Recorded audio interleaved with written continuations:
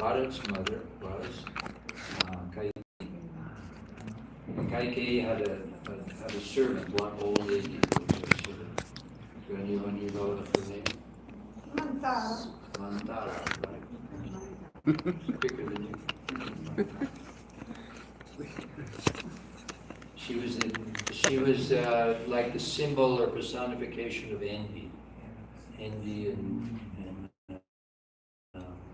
because she was a hunchback, she was frustrated. You can imagine, she was frustrated, and she was envious, and she knew if she was thinking that if Ramachandra gets the kingdom, then my queen that I'm serving, she'll be put aside. So she was worried about her own position. She wasn't worried about it. And so she made a plot. She started to put into the ear of Kaikeyi, if Ram becomes the king, then your son, who knows what he'll do to your son? He may send him away. He may kill him even. And she started. And at first Kaikeyi was, but gradually that poison entered into her ear. Remember that this whole pastime, this whole thing is just because the demigods asked, the devas, they asked Vishnu to come and to kill Ravana. So it was everything was all around arranging a pastime that Ram could kill Ravana and reestablish peace in the universe. So they had to make a whole story, they had to make a whole intrigue, pastime, in such a way that Ram would have to annihilate Ravana. So that's how the story begins. So, and she reminded her, the servant Mantara, she reminded the queen Kaikeyi, do you remember, you had a long time ago, you were driving the chariot of your husband, King Dasharatha, and he was wounded in the battle, and you saved him, and he offered you 2 boons. And you told him, I don't need the boons now, I don't need anything now, but I'll keep it for later. I'll remember it, and later when I need it, then I'll ask you. And so this mantra, she said, oh, you remember you have these 2 boons, you should ask 2 boons. Does anyone know what is the 2 boons? You know? The first was to crown Bharat as his successor. Her son should become the successor. Her son. And the second one was that Ram, who is the successor, he has to be sent to the forests. For how long? 14 years. 14 years, very good. 14 years.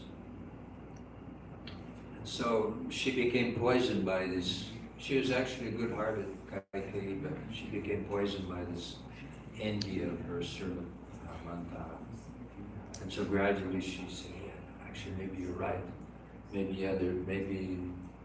She became convinced to do this. So this was the night before the coronation. Imagine, everyone was celebrating it. And she went to her husband, Dasharatha, and said, remember those 2 boons? Yes, of course, whatever you want. Even more. Remember, Kaikeyi was younger and more pretty than Kausalya, and he was a little more attached to Kaikeyi than he was to Kausalya. So, and she said, yes, I want those 2 boons now. And yes, whatever you want. And then she said that these 2 boons. I want that my son, Bharat, should be crowned the king and the emperor, and I want that Ram should be exiled to the forest for 14 years. And this is like it's super dramatic scene because Dasharatha just broke down. He was begging, crying, please, how you could do this. But she was, and this was all, they weren't bad. I mean, Kaikeyi wasn't a bad person. This was all arranged by God, by Krishna, to create this whole pastime. It wasn't that they were in illusion or something like that. It was actually all arranged by Yogamaya. So Dasharatha was devastated because everyone loved Ram more than anyone. And then he had to tell his son Ram that this happened. I'm so sorry. He was just destroyed. And actually, shortly thereafter, he left this world. He couldn't tolerate it. Once Ram actually left, the next cycle, he couldn't tolerate it. But this is like I said, and Ram he accepted it. He accepted this is my, and Dasra said, now I have to fulfill these two promises, because in those days it wasn't like nowadays when people made a promise and they broke the promise. In those days when someone made a promise or a vow, that's it. There was no question of not keeping their vow or not keeping their promise. So Dasra, despite it was the worst thing you could ever imagine what could happen, he had to maintain his vow. So he had to tell Ram, now you're going to have to not be the king and go to the forest for 14 years. But if you want, you don't have to, you can fight me. Or he was like telling me, no, you don't have to. Why don't you fight? And Lakshman was telling him, why don't we, we have a sword and you don't have to tolerate this. He said, no, this is my father's order. He was also the symbol of detachment, because God has all opulences. In the 6 opulences, renunciation.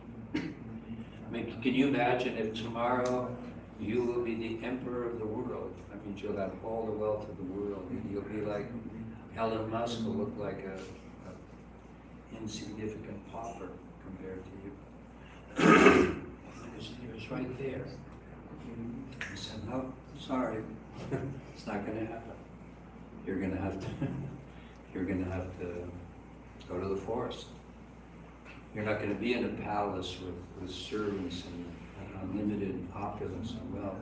You're going to have to go sleep on the ground under a tree in the forest for 14 years. So everybody, the whole kingdom, when this news gets out, everybody's crying. And like I said, this is just the beginning of a story that you just will cry and cry more and more. Because but Ramachandra, Sri Ram, he accepted this. Yes, this is your order, then no problem. He immediately was ready. He took all of his royal dress off, put on tree bark. I don't know how it works. They would say, the sages, they would wear tree bark. What kind of tree, I'm not sure. It must be some soft kind of one. Soft bark tree.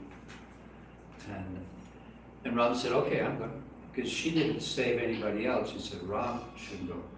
But Sita, being his wife, his faithful wife, she said, no, I'm going to. He said, no, you can't go. It's impossible. You're a princess. You're a queen. How can you live in the forest? You grew up in opulence and comfort. He said, no, my place is with my husband. It doesn't mean my place is with my husband, or my husband is a king, but if he lives in the forest, no, it's my place with him. So she didn't think twice. She immediately also put on tree bark, took all his royal dress. And then also his close brother, Lakshman, he said, no, I have to, I'm also coming. I can't live without you, so I'm also coming. And then what happened, actually the whole kingdom wanted to come. Actually, they were ready to, when Kaikeyi became very angry, he said, what kingdom will remain for my son, Bharat, if ever the whole kingdom leaves to go to the forest with Ram? So she said, no, only he has to go. He can go with Sita and Lakshman, but everyone else has to stay here. Anyways, I'm not going to tell the whole story, so we'll be here until tomorrow.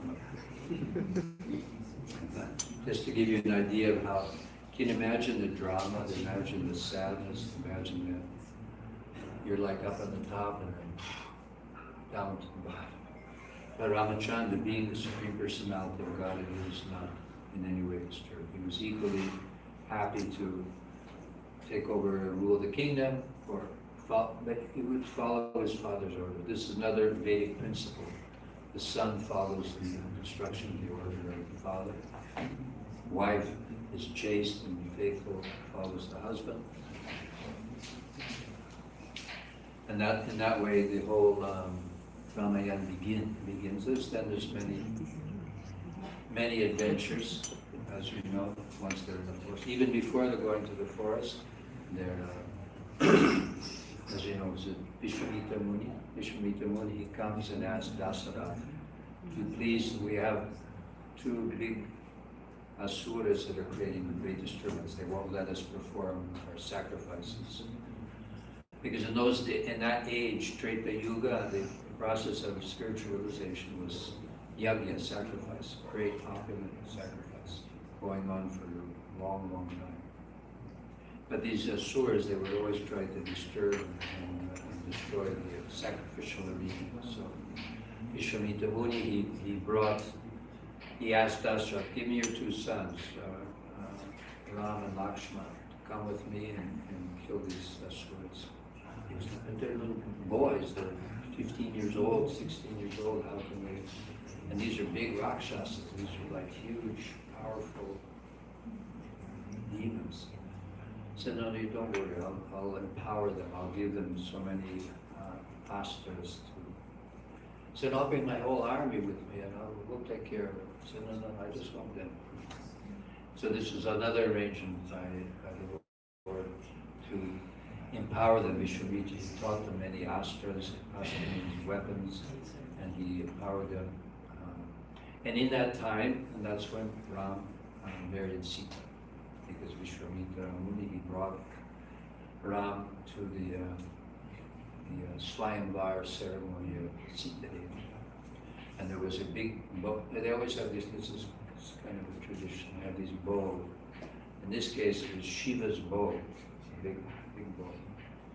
But it was so heavy that no other king or prince could even lift it, what to speak of string it. They couldn't even lift it. So, but Sri Ram, he came, and have any of you seen the movie Sita's Wedding? You can find it. It's an old movie. You can find it on YouTube. It's wonderful. Beautiful. And Sita Devi, as a young girl, some little bow, something she's playing with falls underneath the bow. It usually took 300 men, strong men, just to move it a little bit. And Sita Devi, she crawled under and she pushed the bow aside. So Ram came, and because Sita Ram, who are Sita Ram? They're not different from Lakshmi Narayan.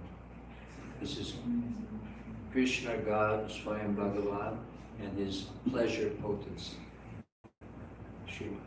Radha and Krishna, Sita Ram, Lakshmi Narayan, is always before. These are the pleasure energy of the Supreme Lord. Sita is the pleasure energy of this is one of the reasons behind the whole Ramayana also, is the fact that Ravana, he stole Sita Devi. That's a long story. He didn't actually steal the real Sita Devi, he stole the false Sita Devi. The real Sita Devi was protected on the side. But he's the classic personification of a materialist, of a asura. And he stole Sita Devi, thinking, I will enjoy the pleasure potency of the Lord. Instead of serving the Lord, I will enjoy his energy. And that was his mentality. And that's the mentality of people in the material world. I don't want to serve God. I'm part and parcel of God, but I'm not going to serve him. I want to take his energy for my own pleasure, for my own enjoyment. That's why Ravan, he stole Sita, and Ramchandra came and rescued Sita, as you know. And that's one of the many messages of Ramayana, is that devotee means that he's trying to bring back Lakshmi. He doesn't try to enjoy Lakshmi. Lakshmi means fortune and wealth. He doesn't try to enjoy it separately from Krishna or Ram, but he uses it, he offers it in the service of Krishna or Ram. and then he gets all the wealth. It's not like he's, oh, if I give everything to Krishna, then I'll have nothing. No, you get everything. You'll have everything. Ravana, what happened to him? He tried to enjoy separately from Ram, tried to steal Sita from Ram, Lakshmi from Ram, and he lost everything. He didn't enjoy anything, he lost everything, he was destroyed. And he couldn't even enjoy Sita anyway, because Sita there was a special curse on Ravana, that if he touched her, by force a woman, he would die immediately. So not only did he not enjoy anything, but then he lost everything, because he tried to enjoy separately from Ram, instead of serving Ram. That's one of the principal messages of Ramayana. So, after they went to the forest, then begins a whole series of pastimes in the forest, meeting. As you know, they were what times? Because we have a whole tight schedule. 8:10. 8:10. 10. So, as you know the story, they were in the forest, in a Shurpanak. Shurpanak, you know who is Shurpanak? Who is she? Shurpanak, sister of Ravana. She's a witch. Practically speaking, she's a witch. Powerful witch. But she became very attracted to Ram. She wanted to enjoy Ram. He's such a beautiful person. And she proposed to him. And he said, no, I'm already married. And but my brother, he's not married. He's also a very beautiful person. Lakshman. So she went to Lakshman. He said, no. So no, he wasn't interested. And then she realized that this Sita problem, because Ram said, no, I'm already married, and I only have one wife. I'm not marrying more than one wife. Usually the kings, they would have more than one wife. But he said, no, to set an example of being ekapatni vrat. I vow to only have one wife, which for a king in those days was an austerity. And so Shurpanaki, she understood that the problem is Sita. So she attacked Sita. And was it Ram or Lakshman who got the nose? Lakshman. Lakshman. Lakshman. And got her nose off and her ears. Ears and nose. She went back to her brother Ravana. And he was at first, he was, who did this to you? How did this happen? So this Ram and Lakshman and these human beings, they've done that.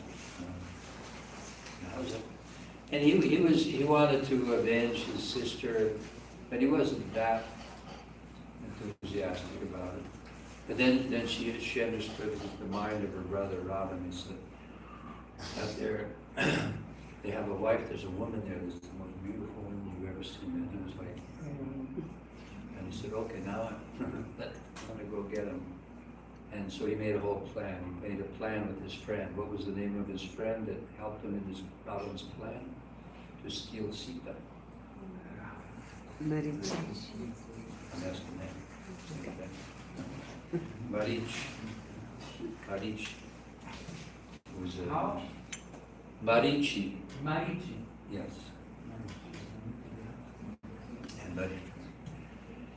And Ravana, and Marichi wasn't a bad person. He was kind of in between devotee and Azura. He wasn't really bad, but he was part of the group, friend of Ravana. And Ravana told him, you have to help me in this plan. I want to steal Sita. He said, no, I can't do that. Ram is Ram. I can't do that. If you don't do it, I'm going to kill you. So what did he ask him to do? He said, you, because these people have mystic powers. He said, you change into the form of a small, beautiful deer and go there and attract Sita to come away. And so he decided, Marish decided, better to be killed by Ram than be killed by Ram. If I get killed by Ram, then I'll become liberated. If I'm killed by Ram, so I said, okay, I'll help you in your plot. His plot was attract Ramachandra because Sita has, because she saw that this deer was amazing. You had jewel, like effulgent jewel coat, and she was completely attracted. You know, I mean, deers are attractive. Everyone knows it. They say that if a girl has deer-like eyes, doe eyes, deers are very beautiful. And so Sita was immediately attracted. Oh, please go and catch that deer. Ask Ram, her husband, go and catch that deer for me. I want to have him as a pet. And so, no, it's a trick. There's something wrong. No, please. And when a woman cries and asks for something with the husband, then it's finished. So he just, okay. And so he said, but he told Lakshman, you stay here and protect Sita. And what time, how much time more do I have? That we can go on. To get everything inside the... It's almost 8:20. Okay. And according to what time you want to have the shot? Okay, I'll just finish this piece and then we'll stop. And so I said, you stay here, Lakshman, and protect Sita. And then Ram, he caught up with Maricha, and he understood this as an Asura, so he shot him. And then he took on his real form. And just before he died, he called out, imitating the voice of Ram, help, Lakshman, Sita, help. And then Ram went back, and then Sita heard his voice, and she said, and Lakshman said, no, it's a trick. I'm not going to go. It's a trick. Ram doesn't have any problem. He couldn't be defeated by anybody. So but Sita was in panic, hearing Ram's voice. And so she said, no, you have to go get him. He said, no, I'm not going to get him. I think you want to stay here because maybe Ram will get killed and then you want to enjoy me. He says, okay, I'll go. And before he went, he drew a circle around the cottage. And then anyway, Ravan comes, he disguises himself as a sadhu, and he comes and begs alms. And he tricks her, he convinces her to step outside the circle. As soon as she steps outside the circle, then Ravan grabs her. And that begins the next part of the story. Ramchandra's looking for engaging Sugriva and Hanuman and all the Mukhya, the Vanaras, in trying to recuperate Sita. But it was all a plan, like I said, it was all a plan by the Devas for liberating the universe of Ravana. And it's all a plan for Ravana to become liberated, and you go on to his next body, as next Asura. That's Shishupal and Dantavaka in the past times. So I highly recommend it, all of you, if you haven't read Ramayana yet, especially Valmiki Ramayana. It's very authentic and very bhakti-oriented and devotional-oriented. Some of Ramayanas are a little impersonally oriented. And if you read it, you'll fall in love with the story. It's so moving, it's so attractive. And that's how we can become attracted away from the stories of this material life and the material world and become attracted to the spiritual world. By hearing about Ram, hearing about Krishna, and then we can go back home, back to God, to our original Sanatan Dharma, Sanatan form, our original eternal form, Swarup. And that's what we invite you all to do. And now we have a continued program because tonight's program is totally different than usual. Because we have one devotee who's with us named Yudhishthir, very special name. He's in the kitchen now? He's in the kitchen and he had his Laudia, graduation today. So we're also celebrating that as well as Ram Navami. So this is Yudhishthira.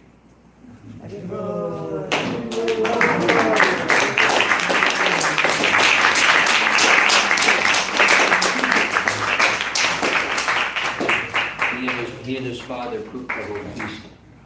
They're very, very expert cooks. They cooked the whole feast for offering to Ram. Maturi mangiare. Yes. No, we just want to say Yes. thank you very much to Yudhishthira and his father for cooking. And also, so he just graduated and he's going back basically. He's leaving Bologna, so we're very sad. Yes. And so this kirtan now is dedicated to Yudhishthira. So we want to dance and chant for Ram, Navami, and also to please Yudhishthira and his family who are here. What time is your train? What time do you need to leave here? 9:50 is the train. 9:15 is the train. 50. Okay. So I think your parents, they have to go quite soon, maybe at 8:45, 8:50. Ah, ok. Okay, wonderful. So we're going to have kirtan, we're going to offer prasadam.